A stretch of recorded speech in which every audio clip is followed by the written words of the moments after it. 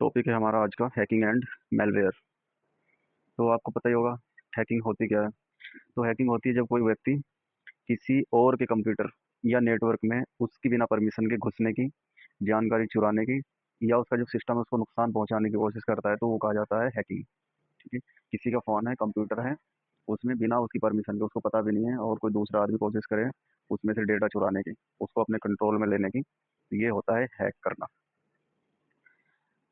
अब बात करते हैं, हैकिंग समझ आ गया।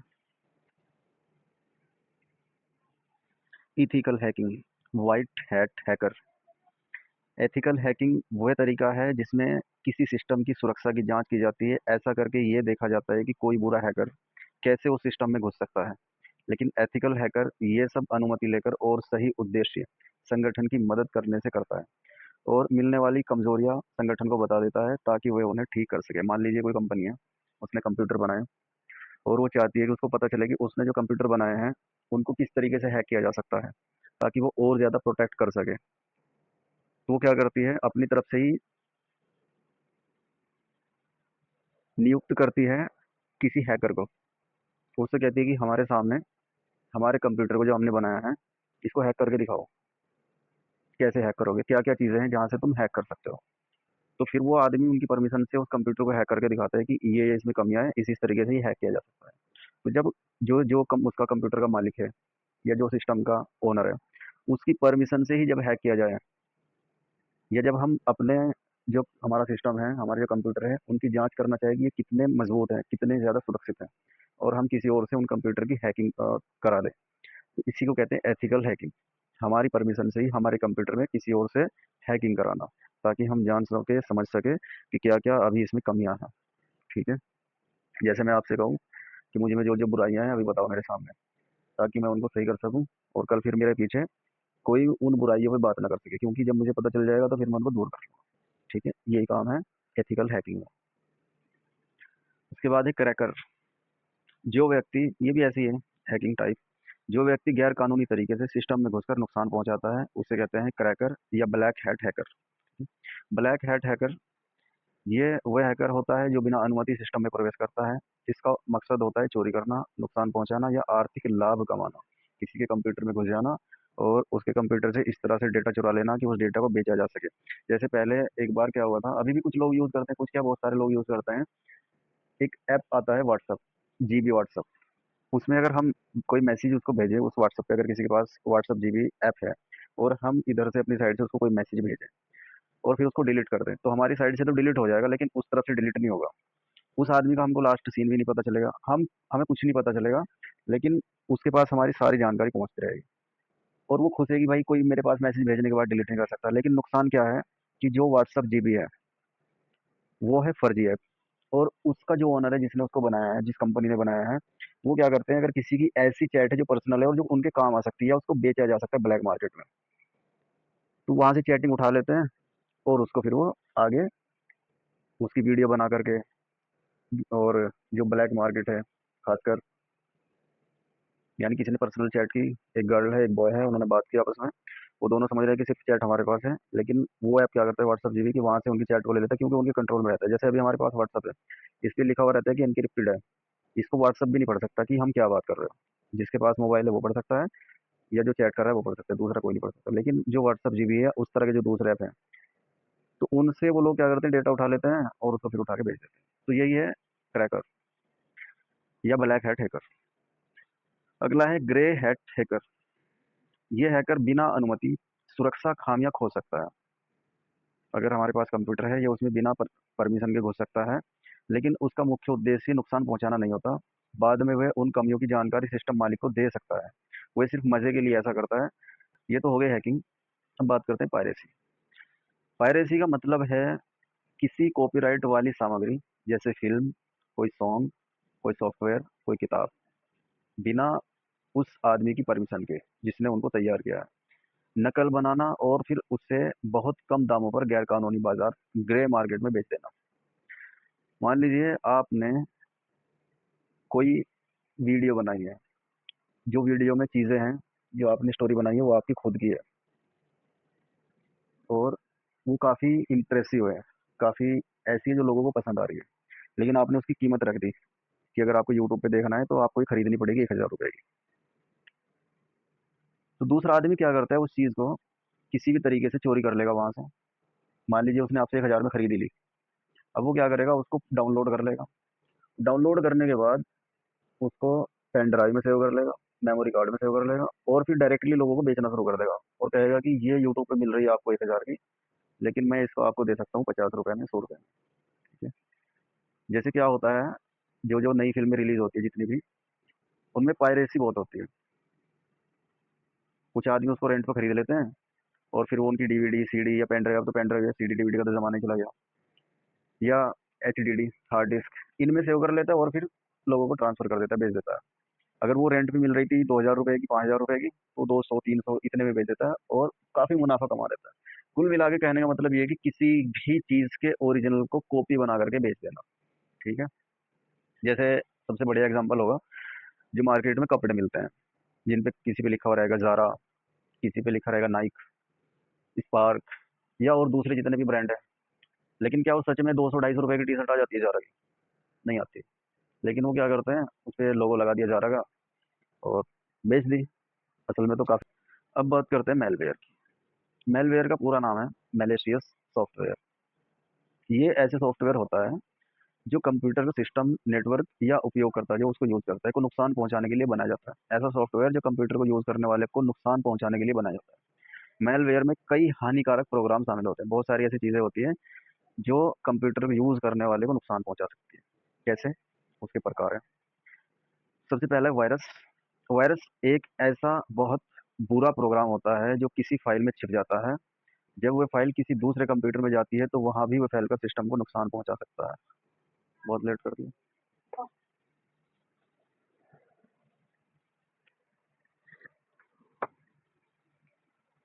वायरस का ये होता है कि किसी फाइल में है, और जैसे पहले एक दिन हमने पहले बात करी थी कि आप मान लीजिए पहले एसडी कार्ड जो चिप होती थी, मेमोरी कार्ड, उसको भरवाने के लिए जाते थे, उसमें मूवी डलवाने के लिए या जो भी सीरियल चल रहे होते थे, तो उनके साथ साथ वो वायरस चला जाता था और वो सिस्टम को हैक कर देता था। वैसे तो इससे कुछ खास खतरा नहीं होता था, लेकिन सिस्टम बहुत ज़्यादा हैंग होने लगता था, चलता नहीं था सही से, मोबाइल भी सही तरीके से नहीं चलता था, और जो दूसरी फाइल होती थी उनको भी खराब कर देता था। ये होता है वायरस। फिर उसके बाद आता है वॉर्म्स। वॉर्म्स ये ऐसे प्रोग्राम होते हैं जो अपने आप की कॉपी बनाते रहते हैं और सिस्टम की अलग अलग फाइलों से जुड़ जाते हैं। वायरस का तो ये था कि चलो आपके फ़ोन से दूसरे के फ़ोन में चला गया, दूसरे कंप्यूटर से तीसरे के में चला गया, लेकिन जितना गया बस इतना ही। लेकिन वॉर्म्स क्या करता है, अगर ये आपके कंप्यूटर में आया किसी तरीके से, तो फिर ये उसमें अपनी अपनी फाइलें बनाना शुरू कर देता है। कई बार आप मेमोरी खोल के देखते होंगे जब फाइल मोबाइल में, तो उसमें आप खोलते चले जाते हैं और बहुत सारे फ़ोल्डर खुलते रहते हैं, लेकिन आता कुछ भी नहीं। कई बार काफ़ी नुकसान पहुँचा सकते हैं। ये कंप्यूटर के बीच रास्ते ढूँढते हैं, जैसे नेटवर्क या साझा फ़ाइल, यानी आप अगर किसी को कुछ भेज रहे हैं, उसके थ्रू एक दूसरे कंप्यूटर में पहुँच जाते हैं, ताकि एक कंप्यूटर से दूसरे में फैल सके। उपयोगकर्ता के अनुप्रयोग के बिना, जो यूज़ करने वाला है, उसके यूज़ के बिना, आप अगर यूज़र हैं, आपको पता ही नहीं है, लेकिन फिर भी एक सिस्टम से, एक कंप्यूटर से दूसरे में हस्तांतरित, एक दूसरे से बदल जाते हैं। ये इनके अंदर सक्षम होते हैं, इसमें ताकत होती है। ठीक है। फिर है ट्रोजन हॉर्स। ये है सबसे इम्पोर्टेंट, ये बहुत आता है क्वेश्चन में। ट्रोजन हॉर्स ऐसा सॉफ्टवेयर होता है जो दिखने में तो अच्छा या काम का लगता है, लेकिन उसके अंदर छिपा होता है प्रोग्राम ऐसा जो नुकसान पहुंचा सकता है और आपकी जानकारी को चुरा सकता है। जैसे आप कोई फ्री गेम डाउनलोड करते हैं, लेकिन गेम के साथ वायरस भी इंस्टॉल हो जाता है और वही ट्रोजन हॉर्स कहलाता है। आपने कोई अच्छा ऐप डाउनलोड किया, ये सोच करके कि ये मेरे लिए यूजफुल हो सकता है। जैसे कि अक्सर आपके जब इंस्टाग्राम यूज करते होंगे, चलाते होंगे, तो उसमें बहुत सारे ऐप आते रहते हैं, ऐड आता रहता है उनका कि ये गेम है इसको खेल लो, ये फला चीज़ है इसको कर लो, ये ऐप है इसको डाउनलोड कर लो। करना मत कभी भी। तो दिखने में हमको लगता है कि ये बहुत अच्छा है, इसी तरह का वो हमारी स्क्रीन पे से दिखाई देता रहता है कि भाई बहुत अच्छा है। अगर हम उसको डाउनलोड कर लें, दिखने में तो हमको गेम लग रहा था या कोई वीडियो का ऐप लग रहा था कि इससे बड़ी बेहतरीन कोई सीरीज चल रही है, लेकिन जैसे ही हम उसको इंस्टॉल करेंगे वो हमारे फ़ोन में आ जाएगा और हमारे फ़ोन में से डेटा चुरा सकता है और बहुत सारी तरह के नुकसान पहुंचा सकता है। यानी एक तरह का बहरूप यह है, होता कुछ है दिखाई कुछ देता है। इसके पीछे एक स्टोरी है, शायद मैंने पहले बताई थी, जहाँ से ये शुरू हुआ नाम। एक राजा था बहुत ताकतवर, उसके बारे में कहा जाता था कि उसके किले में कोई नहीं घुस सकता। दूसरी सेना थी, दूसरे राजा था, वो चाहता था कि इस पे कब्जा कर लो, लेकिन वहां तक पहुंचने का कुछ बंदोबस्त ही नहीं था। पहले इसी तरह के किले बनाए जाते थे, तो वहाँ जो सलाहकार थे उसके, राजा के, उन्होंने एक चाल चली कि ऐसा करते हैं, दिमाग लगाते हैं और किसी तरीके से उस किले के अंदर पहुंच जाते हैं। तो उन्होंने दोस्ती का पैगाम भेजा उसके पास, जो राजा था, और ये कहा कि हम आपके साथ दोस्ती करना चाहते हैं और आपको कुछ भेंट करना चाहते हैं, आपको कुछ गिफ्ट देना चाहते हैं। तो उसने कहा ठीक है, अच्छी बात है। तो उन्होंने क्या करा, एक बड़ा सा घोड़ा टाइप, शायद घोड़ा या हाथी जो भी था, वो तैयार करा और उसको लेके चले गए महल के दरवाजे पे, और उसके अंदर छिपा दिए अपने वो सैनिक जो बहुत ज्यादा बहादुर थे, जो अकेले ही कई कई से लड़ सकते थे। तो जैसे ही वो पहुंचा, हॉर्स है ना, ट्रोजन हॉर्स, तो वो घोड़ा ही था। तो जैसे वो पहुंचा वहां पे, तो जो सैनिक थे, जो दरबारी थे, जो दरपूस पे थे, गेट पे गेट कीपर, वो राजा के पास गए कि ये तो बहुत बड़ा गिफ्ट ले गया है, घोड़ा है इनके पास। राजा ने कहा कि अगर खतरा ही हुआ तो क्या ही होगा इसमें, ज्यादा से ज्यादा निपट लेंगे हम इससे। अब जैसे ही वो घोड़ा एंटर हुआ और राजा के करीब पहुंचा, अब उसमें मैंने बताया जैसे छुपे हुए थे सैनिक, उन्होंने निकल के सीधा राजा पे ही हमला कर दिया। तो वहीं से ये वर्ड आया है ट्रोजन हॉर्स। इसका मतलब है कि दिखाई कुछ और देना और असल में कुछ और होना।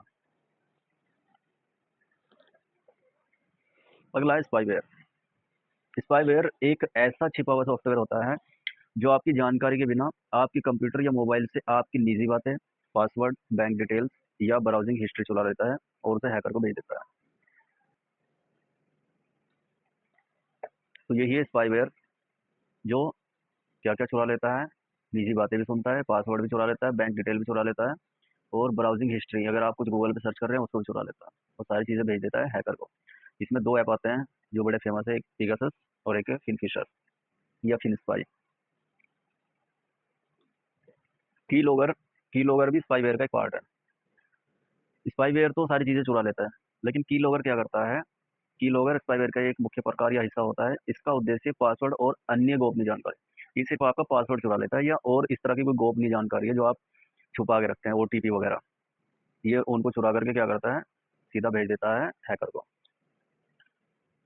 अगला है रैनसमवेयर।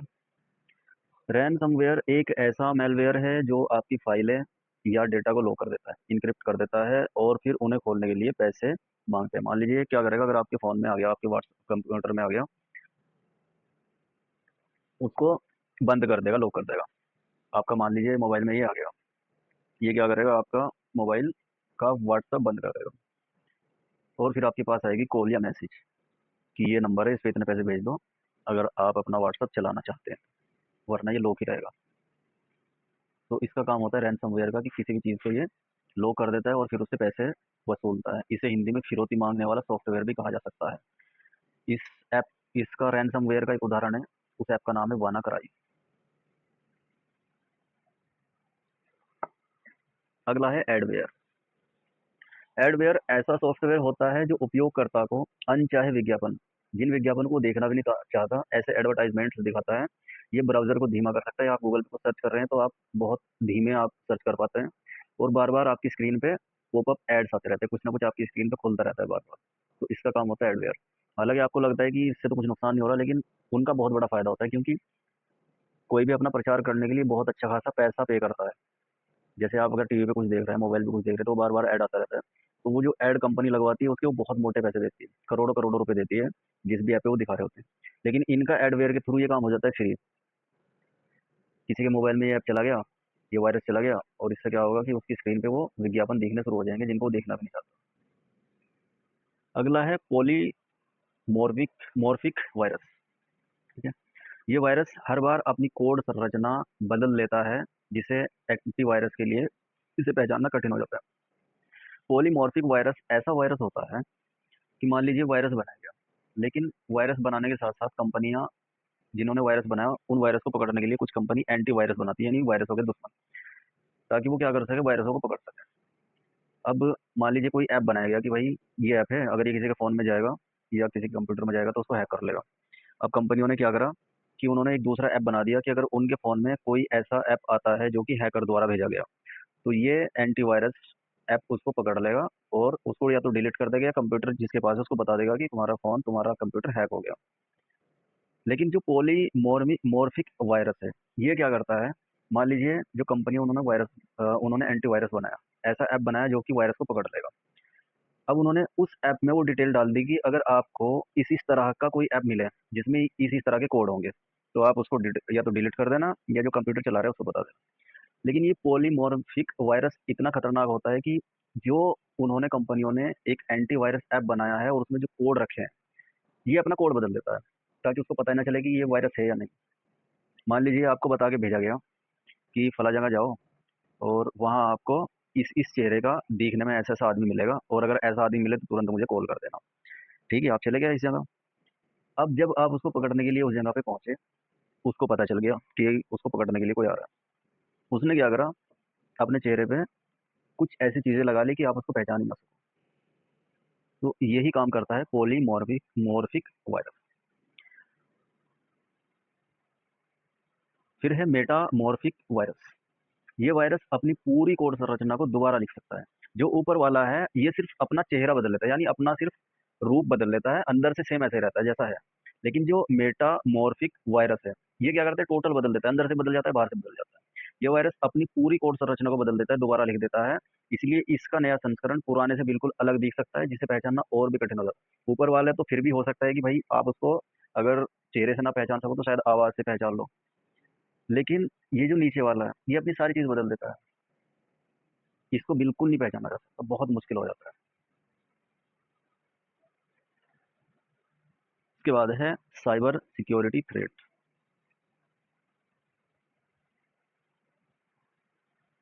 साइबर सिक्योरिटी थ्रेट यानी साइबर सुरक्षा खतरा।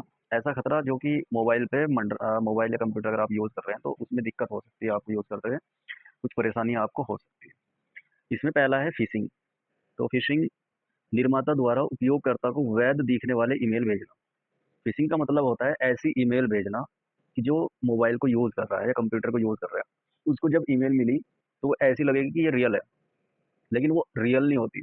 हैकर क्या करता है, नकली ईमेल या एसएमएस या व्हाट्सएप मैसेज भेजता है और आपसे पासवर्ड, ओटीपी, एटीएम डिटेल मांगता है। आपको लगेगा कि रियल है, लेकिन वो रियल नहीं होता, बल्कि कुछ और ही होता है।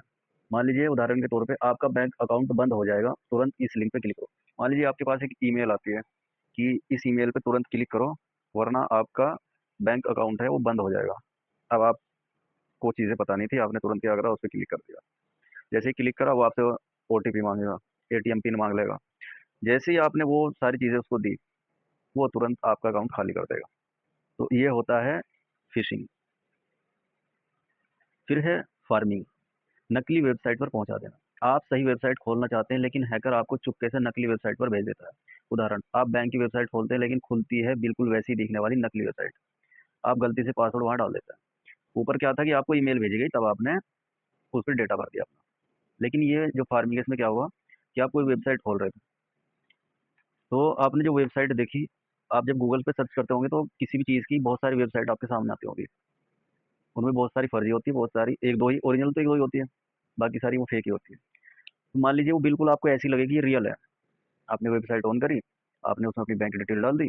जैसे ही आपने बैंक डिटेल डाली, क्योंकि वो तो थी ही फेक, फर्जी, आपका सारा डाटा हो गया चोरी। फिर है स्पैमिंग, अनचाहे संदेशों की बौछार। एक साथ हजारों लाखों लोगों को बेकार विज्ञापन संदेश भेजना। उद्देश्य विज्ञापन धोखाधड़ी या मेलवेयर फैलाना हो सकता है। क्या होता है स्पैमिंग, एक ही बार में बहुत सारे लोगों को, हजारों करोड़ों लोगों को मैसेज भेज दिया जाता है एक ही। और उसमें होता है कि इस पे क्लिक करो, आपका 399 रुपए का रिचार्ज हो जाएगा, आपको 5,000 रुपये मिल जाएंगे। ज़्यादातर रिचार्ज करने का आता है क्योंकि इस पे लोग ज़्यादा यकीन करते हैं। आपने भी कभी ना कभी उसको ओपन तो जरूर किया होगा व्हाट्सएप पे कि 10 लोगों को भेजो, और अगर आपने 10 लोगों को भेज दिया तो आपका फ़ोन का रिचार्ज हो जाएगा। हुआ ऐसा आपके साथ? हाँ, अभी भी भेजते रहते हैं कुछ तो स्पैमिंग होता है इस तरह का अनचाहे संदेश जिनकी हमें इच्छा नहीं होती, जिनको हम नहीं चाहते, लेकिन फिर भी वो एक दूसरे के पास भेजते रहते हैं। मकसद ये होता है कि उनका विज्ञापन हो जाए। और इससे ज़्यादातर क्या पता चलता है जब वो किसी को इस तरह के भेजते हैं, तो इससे ये होता है कि उनको पता चल जाता है कि बेवकूफ़ है कौन कौन, जो आसानी से यकीन कर सकते हैं इन फर्जी चीज़ों का। फिर वो वहाँ से कॉन्टैक्ट, क्योंकि उसमें आपका नंबर मांगते होगी ना, अपना नंबर लगाओ इसमें। अब नंबर उनका उनके पास आपका पहुँच गया, इसीलिए तो कॉल आती है ना कि ये चीज़ खरीद लो, या आपको इस चीज़ पे लोन मिल रहा है, या आपकी लॉटरी निकल गई। कहाँ से पहुँचता है उनके पास नंबर? इसी तरीके से पहुँचते हैं, उनको पता चल जाता है कि ये आदमी है लालची, ये फंस सकता है हमारे चंगुल में। ठीक है। तो मैलवेयर की बात कर ली थी, अब उससे बचाव की बात कर लेते हैं। Malware protection. सबसे पहले आता है फायरवॉल। फायरवॉल एक सुरक्षा दीवार की तरह काम करता है, जो आपके कंप्यूटर और इंटरनेट के बीच होती है। ये देखता है कि कौन सी जानकारी अंदर या बाहर जा रही है, और अगर कुछ संदिग्ध खतरनाक लगता है तो रोक देता है। ज़्यादातर वायरस ऐसे होते हैं जो इंटरनेट के थ्रू आपके फ़ोन में पहुंच सकते हैं। इंटरनेट के थ्रू मतलब कि कोई आपने ऐप डाउनलोड कर ली, कोई आपने लिंक ऐसा क्लिक कर दिया जो कि फेक था, फर्जी था, या आपको हार्म्स कर सकता था, तो ये बीच में आ जाती है एक दीवार की तरह। फायरवॉल, वॉल ही इसीलिए नाम रखा गया है इसका। तो उन चीज़ों की जांच करती रहती है जो फ़ोन के साथ कनेक्टेड है इंटरनेट से। तो अगर कुछ भी इसको ऐसा लगता है कि वो संदिग्ध है, वो खतरनाक है, तो ये उसको बीच में ही रोक देती है, या आपको फिर सूचना मिल जाती है, आपके फ़ोन पे लिखा हुआ आ जाता है। अगर कभी देखना आप, जैसे गूगल प्ले स्टोर से आप कोई ऐप डाउनलोड कर रहे हैं तो ठीक है। अगर आप किसी वेबसाइट से डाउनलोड कर रहे हैं, या फिर किसी ने आपके पास कोई ऐप भेजा है व्हाट्सएप पे, जैसे ही आप उसको क्लिक करते हैं तो आपके सामने पहले एक क्या कहते हैं उसको, नोटिफिकेशन दिखाई देता है कि ये आपके लिए खतरनाक हो सकता है। बाकी आपकी मर्जी, अगर आप चाहो तो इसको इंस्टॉल कर सकते हैं। तो वही काम करती है फायरवॉल। दूसरा एंटीवायरस। एंटीवायरस ये एक कंप्यूटर सुरक्षा सॉफ्टवेयर होता है, जिसे इस उद्देश्य से बनाया गया है कि वह आपके सिस्टम में मौजूद हानिकारक वायरसों को खोजे, पहचान करे, रोक सके और उन्हें हटा दे, ताकि सिस्टम को नुकसान न पहुंचे। आपके फ़ोन में भी शायद एंटीवायरस कोई ऐप हो गया था। फ़ोन में भी होता है, कंप्यूटर में तो होता ही है, जो कि जितने वायरसेस होते हैं उनको आमतौर पर डिलीट करता रहता है। फिर है एंटी स्पाईवेयर। एंटी स्पाईवेयर ये एक ऐसा सॉफ्टवेयर प्रोग्राम होता है जो अनचाहे स्पाईवेयर प्रोग्रामों की स्थापना, इंस्टॉलेशन को रोकने और पहचानने में, और यदि वे पहले से इंस्टॉल है तो उनको हटाने के लिए बनाया गया है। यानी स्पाईवेयर होता है जासूसी के लिए, आपकी जानकारी चुराने के लिए, है ना। तो ये एंटी स्पाईवेयर उसको रोकने का काम करता है। अगर इंस्टॉल है तो उसको डिलीट कर देता है, या उसको पहचान लेता है और फिर आपको इन्फॉर्म कर देता है। इसकी पहचान डिटेक्शन दो तरीकों से होती है। जैसे ऊपर हमने दो तरीके पढ़े थे। एक ऐसा कि एक ऐप ऐसा होता है जो क्या करता है, अपना कोड बदल लेता है। होता कुछ और है, दिखाई कुछ और दे रहा होता है। जैसा उसको शुरुआत में बनाया गया होता है पकड़ने के लिए, जैसे हमने मिसाल दी थी कि किसी आदमी को आप पकड़ने के लिए गए। एक ऐसा होता है कि वो पूरे का पूरा अपने आप को बदल लेता है। तो एंटी स्पाईवेयर को ऐसा बनाया गया कि पहले तो इसके अंदर जो चीज़ें रख दी गई है कि इस तरह के अगर ऐप हो तो उनको डिलीट कर देना। लेकिन इसके अंदर एक क्वालिटी और रखी गई कि अगर ये क्वालिटी आपको उस ऐप के अंदर ना मिले जो बताई गई है, तो खुद से ही इस तरह के कोड समझने की कोशिश करना, जिससे पता चल सके कि एंटी स्पाईवेयर स्पाईवेयर है या नहीं फ़ोन में। या तो नीमो रूल्स के आधार पर, या फिर डाउनलोड की गई डेफिनेशन फाइलों के आधार पर, जिनसे ये पता चलता है कि वर्तमान में कौन से स्पाईवेयर। यानी जब इसको बनाया गया था, समझो एंटी स्पाईवेयर को मान लो बनाया गया, इसको बता दिया गया कि अगर इस तरह का कोई ऐप मिलता है तो उसको डिलीट करना है, या उसको बता देना है जो कंप्यूटर यूज़ कर रहा है। लेकिन उसने क्या करा, जो ऐप था उसने अपना कोड बदल दिया। अब ये उसको कैसे पकड़े, क्योंकि इसको तो कुछ और बताया गया था। तो ये भी अपडेट होता रहता है, और फिर इसके अंदर वो सारी चीज़ें आती रहती है, जिससे इसको पता चलता रहता है कि नए तरीके क्या हैं जिनसे स्पाईवेयर फ़ोन में या कंप्यूटर में आ गया है। हम बात करते हैं साइबर अपराध पर। बुडापेस्ट कन्वेंशन एक सम्मेलन हुआ था, जिसमें साइबर अपराध को, यानी कंप्यूटर मोबाइल पे जो अपराध होते हैं उसको रोकने के लिए, ये कन्वेंशन 23 नवंबर 2001 को बुडापेस्ट, जो एक देश है हंगरी, उसमें अपनाया गया था। इसे काउंसिल ऑफ यूरोप की परिषद ने तैयार किया था। ये 1 जुलाई, जो यूरोप के सारे देश हैं उनकी एक काउंसिल है, एक परिषद है, उसने तैयार करा था। ये 1 जुलाई 2004 को लागू हुआ। इसका मकसद था इंटरनेट और कंप्यूटर के जरिए होने वाले अंतर्राष्ट्रीय साइबर अपराधों को रोकना। हम ये जो कन्वेंशन हुआ था, भारत इसका हिस्सा नहीं है अभी तक भी। चलिए बात करते हैं क्वेश्चन। पहला क्वेश्चन है, पायरेसी का तात्पर्य है अन्यथा गुप्त क्षेत्रों से सूचना प्राप्त करने के प्रयास। कह रहा है कि पायरेसी का मतलब है कि गुप्त क्षेत्रों से सूचना प्राप्त करना, यानी हैक करना। पायरेसी का मतलब हैक करना नहीं होता, पायरेसी का मतलब है किसी चीज़ की नकल तैयार करना। दूसरा कह रहा है कि हैकिंग का तात्पर्य है कंप्यूटर सॉफ्टवेयर की अनाधिकृत नकल। इसमें इसने पायरेसी की डेफिनेशन दे दी, और जो पायरेसी में डेफिनेशन दी वो दे दी हैकिंग की। हैकिंग में कह रहा है कि अनाधिकृत नकल की नकल तैयार करना, और पायरेसी में कह रहा है कि गुप्त क्षेत्रों से सूचना चुराई जाती है हैकिंग के जरिए, और नकल की जाती है पायरेसी। दोनों ही गलत है, यानी ऑप्शन 2। एक विनाशकारी कंप्यूटर जो एक उपयोगी अनुप्रयोग के रूप में, अनुप्रयोग मतलब होता है एप्लीकेशन, ऐप के रूप में सामने आता है, क्या कहलाता है? ठीक है, वो होता है ट्रोजन। दिखने में कुछ और होता है लेकिन खतरनाक होता है। कंप्यूटर के अनेक उपयोगकर्ता मालवेयर के बारे में चिंतित है। निम्नलिखित में से कौन से मालवेयर के दो उदाहरण हैं, बताओ जल्दी।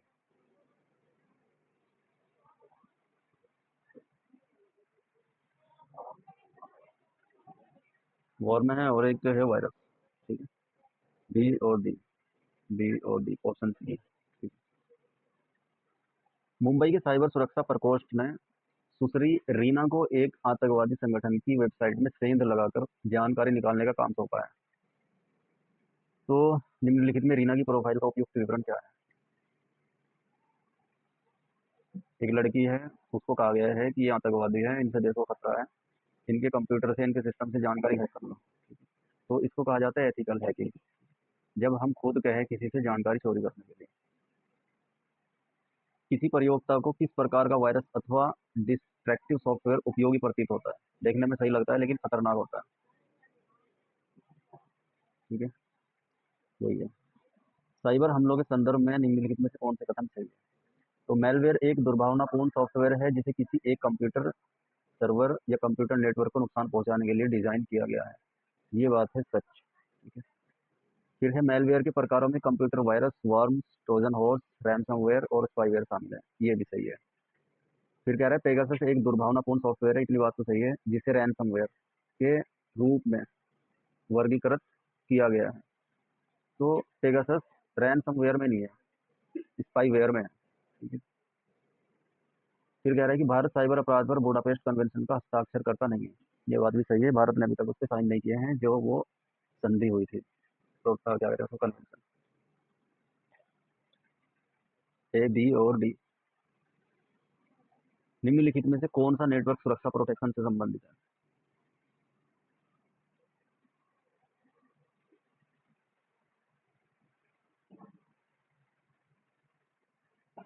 फायरवॉल है। ठीक है। कीलोगर्स, वर्म्स और ट्रोजन ये तो सब वायरस है, मेलवेयर है, प्रोटेक्शन नहीं है, सुरक्षा नहीं है। वायरस का वह प्रकार जो उपयोगकर्ता के अनुप्रयोग के बिना एक कंप्यूटर से दूसरे में हस्तांतरण में सक्षम है कहलाता है। यानी कि जो कंप्यूटर यूज कर रहे हैं उसकी बिना मर्जी के भी दूसरे में चला जाता है, तो वो होता है वर्म। मिलान करना है, वानाक्राई, स्टक्सनेट, इमोटेट, पेगासस। तो दो हमने पढ़े हैं, वानाक्राई और पेगासस। पेगासस है स्पाईवेयर। तो डी का होना चाहिए थर्ड। ठीक है, डी का थर्ड है सी ऑप्शन, यानी आंसर है इसका सी। देख लेते हैं बाकी का भी। वानाक्राई का हो जाएगा फोर। वानाक्राई है रैंसमवेयर। और बी का है सेकंड, यानी स्टक्सनेट है वर्म। और सी का वन, इमोटेट यानी ट्रोजन। नेटवर्क सुरक्षा के संदर्भ में निम्नलिखित में से कौन सा सही है? वायरस, वर्म्स और ट्रोजन हॉर्स मेलवेयर के उदाहरण है, सही बात है। ट्रोजन हॉर्स एक गैर संपर्कर्ती बहरूपिया, बिल्कुल सही है। भुगतान प्राप्त करने के बाद यदि उत्पाद वितरित नहीं किया जाता तो ये फिशिंग का एक उदाहरण है। ये उत्पाद वितरण से मतलब नहीं है इसका। H T T P S में एस का अर्थ सुरक्षित है। जो H T T P S है ये एक पूरा टॉपिक है, इसको आगे पढ़ेंगे, लेकिन ज्यादातर पॉइंट इसी टॉपिक से थे, इसलिए क्वेश्चन ऐड कर लिया अभी। बस अभी इतना समझ लो कि H T T P S में जो एस होता है उसका मतलब होता है सिक्योरिटी यानी सुरक्षा। तो ये बात भी सही है, सिर्फ इसका सी नहीं है, बाकी सब। म्यूट कर लो, किसी की वजह से आवाज मुझे पलट के आ रही है मेरी। सूची वन को सूची दो से मिलाना है। छिपकर सुनना, जासूसी, ग्रे हेड हैकर, ट्रोजन। तो जासूसी का मतलब हो जाए, पहले ट्रोजन देखता है। एक वैध सॉफ्टवेयर जैसा दिखता है ट्रोजन। ठीक है। तो डी का हो जाएगा वन। दिखता सही है लेकिन होता नहीं है। ग्रे हेड हैकर होता है, सिर्फ मजे के लिए सिस्टम का हैक करता है। तो सी का हो जाएगा सेकंड। सी का सेकंड है सिर्फ ए में। ठीक है। तो डी का वन था, सी का सेकंड हो गया। ए का हो जाएगा फोर, छिपकर सुनना। एक अनधिकृत रियल टाइम इंटरसेप्शन। अनधिकृत होता है जो वैलिड ना हो, जो इलीगल हो। तो रियल टाइम इंटरसेप्शन का मतलब है कि असल टाइम में, उसी टाइम में, जैसे अभी हम बात कर रहे हैं, कोई तीसरा आदमी, बाहर का आदमी आकर के क्लास को सुनने लगे, तो इसका मतलब हुआ रियल टाइम इंटरसेप्शन। फिर है जासूसी। जासूसी का मतलब होता है गुप्त जानकारी प्राप्त करने की प्रक्रिया। Polymorphic virus, metamorphic virus, Trojan horse और वॉर। ट्रोजन हॉर्स यही एक जो दिमाग में छपा रहता है हर टाइम। एक उपयोगी प्रतीत होने वाला प्रोग्राम, छिपा हुआ हानिकारक। तो ट्रोजन हॉर्स का हो जाएगा वन, यानी सी का वन। बी और सी। ठीक है, बी और सी। बी का 4 भी 2 में है ना। ए का देख लेते हैं क्या है। ए का है प्रतिकृति के दौरान बनाई गई प्रत्येक प्रतिलिपि के साथ अपना हस्ताक्षर बदलता रहता है। तो पॉलीमॉर्फिक होता है जो बदलता रहता है, कोड अपना चेंज करता रहता है। और डी का हो जाएगा 2। ये तो आंसर हो जाएगा बी। वर्म है पर। एक मिनट, ए का 3 है, पॉलीमॉर्फिक वायरस है 3। एक मेलवेयर जो प्रयोग उपयोगकर्ता के बिना नेट। ट्रोजन हॉर्स का तो है हमारा। एक सेकंड। ट्रोजन हॉर्स का तो 1 है ना। सी का 1 है और बी का 4 है। बात बची अब हमारे पास ए का 2 है और डी का 3, या डी का 2 या ए का 3। तो ए देख लेते हैं हम। ए का है प्रतिकृति के दौरान बनाई गई प्रत्येक, हाँ ये सही है। पॉलीमॉर्फिक होता है जो अपना कोड वर्ड बदलता रहता है, हस्ताक्षर का मतलब ये होता है। तो ए का 2 हो जाएगा और डी का बचा हमारे पास 3। वर्म होता है एक मेलवेयर जो उपयोगकर्ता की सहभागिता के बिना नेटवर्क के माध्यम से, यानी जो यूज कर रहा है कंप्यूटर को, जैसे ऊपर हमने पढ़ा था, उसको नहीं पता होता लेकिन फिर भी वो उसके माध्यम से, इंटरनेट के माध्यम से अपनी प्रतियां या अपनी कॉपियां फैलाता रहता है किसी और के फोन में आने के बाद ही, कंप्यूटर में आने के बाद। तो सही आंसर होगा हमारा C. Phishing, pharming, spyware, virus.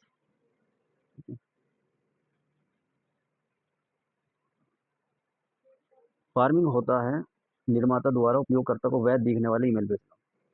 ये तो पढ़ा था ना। ए का हो जाएगा 2। और ए का 2 होने का मतलब है कि आंसर हो जाएगा सी। फिशिंग। फिशिंग यानी फंसाना किसी को, ऐसी ईमेल भेजना जो वैध दिखती है लेकिन वैध नहीं होती, असल नहीं होती। तो ए का हो जाएगा 2, डी का हो जाएगा 1।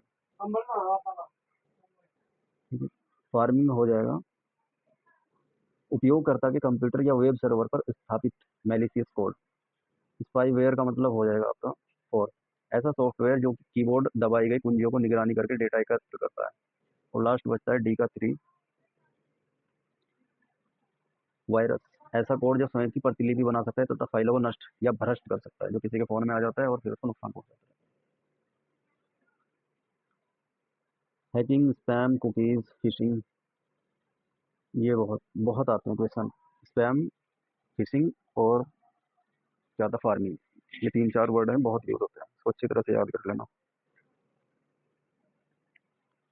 तो फिशिंग क्या होता है, निर्माता द्वारा लक्षित उपयोगकर्ता को वैध दिखने वाला ईमेल भेजना। ठीक है, बार बार वही चीज रिपीट हो रही है। तो ए का तो हो जाएगा 4 और बी का हो जाएगा 1, क्योंकि ए का 4 2 में है, बी में और सी में, उनके साथ साथ बी का 1 ही है। हैकिंग यानी अनाधिकृत पहुंच प्राप्त करने की क्रिया। अनाधिकृत पहुंच का मतलब है कि ऐसी जगह पहुंच बनाना जहां लीगल नहीं है पहुंच बनाना। सी का हो जाएगा 2, स्पैम। मेलिंग सूची के प्राप्तकर्ता को इंटरनेट पर भेजा गया अनचाहा ईमेल। देखो एक बारीक सी बात समझो। फिशिंग है निर्माता द्वारा लक्षित उपयोगकर्ता को वैध दिखने वाला, यानी उसके फोन पर भेजे जाना या उसके कंप्यूटर पर भेजे जाने वाली ईमेल। लेकिन स्पैम क्या होती है, मेलिंग सूची के प्राप्तकर्ता को इंटरनेट पर भेजा गया अनचाहा ईमेल। आप इंटरनेट यूज कर रहे हैं, वहां आपको या ऐसा लिंक आपको भेज देगा जो इंटरनेट पर आपको ले जाता है, और इंटरनेट के थ्रू आपको ऐसी वेबसाइट पर ले जाएगा कि आपको लगेगा ये रियल है। फिर है डी का 3, डी क्या है, कुकीज। उपयोगकर्ता को कंप्यूटर पर संग्रहीत छोटी फाइल या कोड। कुकीज क्या होता है, जब आप कोई वेबसाइट ऑन करते हैं तो उसका डेटा, जो वेबसाइट आपने ऑन करी उसका डेटा सेव हो जाता है। आप अगर नेक्स्ट टाइम फिर से ओपन करना चाहते हैं कोई फाइल को, तो आपकी जो हिस्ट्री होती है उसमें वो डेटा रहता है, वहीं से आप उसको फिर से खोज सकते हैं, सर्च कर सकते हैं। तो ये होता है कुकीज़। आप चाहे इसको डिलीट भी कर सकते हैं, चाहे फ़ोन में रख सकते हैं। रखने से फ़ायदा ये होता है कि ये जल्दी खुल जाती है फिर वेबसाइट। वह व्यक्ति जो अपनी विशेषज्ञता का उपयोग करके अन्य लोगों के कंप्यूटर तक अनाधिकृत, अनाधिकृत याद रखना, अनाधिकृत का मतलब होता है इलीगल, फर्जी, गलत तरीके से, अनाधिकृत रूप से पहुंच प्राप्त करता है, जानकारी चुराता है या नुकसान पहुंचाता है, उसे क्या कहा जाता है, बताओ। विश्लेषक, संदेश, गलत तरीके से पहुंचाना। हैकर कहा जाता है उसको अगर कोई किसी की जानकारी चुराते। क्या क्या आंसर देते हो तुम भी।